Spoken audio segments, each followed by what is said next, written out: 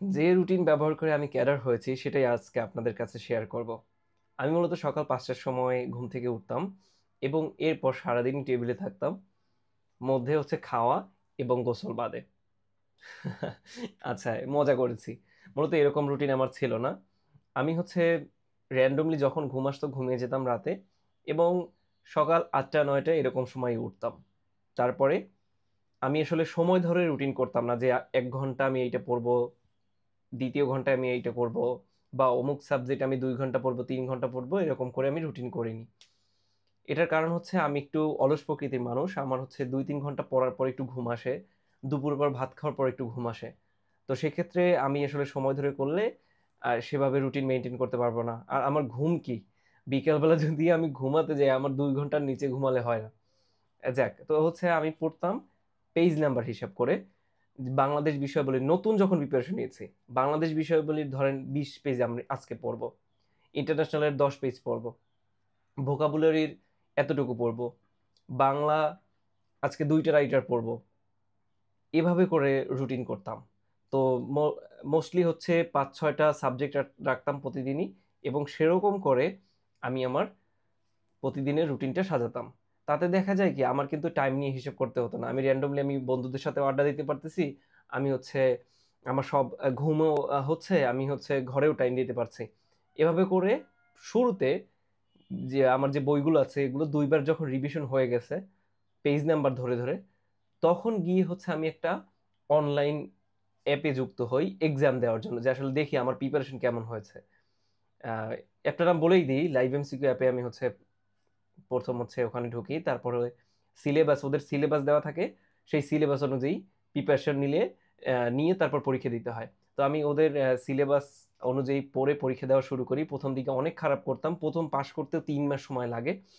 তারপর আস্তে, আস্তে ওদের সিলেবাস এবং পড়ার স্টাইল, এমসিকিউ করার স্টাইল যখন বুঝে যাই তখন আস্তে, আস্তে পাস করা শুরু করি।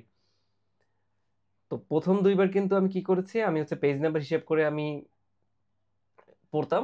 ২য় যখন হচ্ছে লাইভ এমসিকিউ অ্যাপে ভর্তি হই তখন হচ্ছে সিলেবাস ধরে, ধরে শেষ করতাম। সেটাও randomly আজকে হচ্ছে দেখা যায় বাংলা পড়তাম, কালকে ইংলিশ পড়তাম এরকম করে যাইত।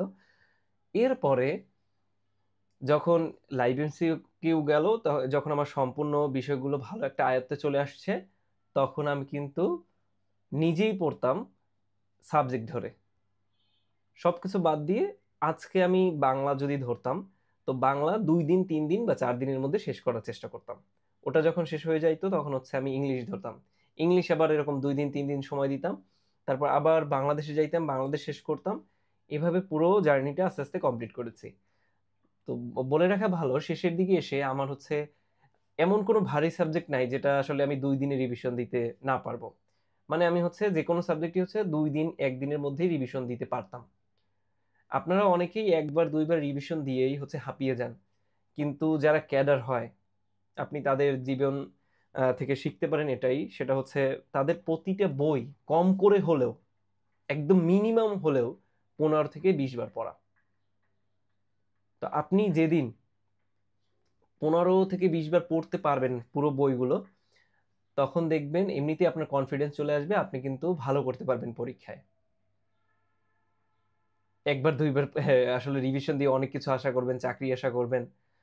সেটা কিন্তু আসলে অ অনেক মেধাবী না হলে আসলে অসম্ভব।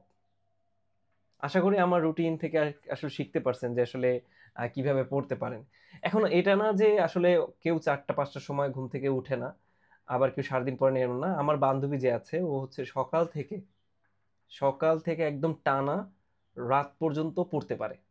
তার মধ্যে তার কোনো ব্রেক লাগে না। তো ওর লাইফস্টাইল আলাদা। আমার লাইফস্টাইল আলাদা ছিল। আমি একটু রেস্ট নিয়ে পড়তেই স্বাচ্ছন্দ্য বোধ করি। তো আপনারা আপনাদের যে জীবন, সেই জীবন অনুযায়ী নিজের একটা রুটিন করেন এবং সেই অনুযায়ী আগাতে থাকেন। অসংখ্য ধন্যবাদ আমাকে সময় দেওয়ার জন্য।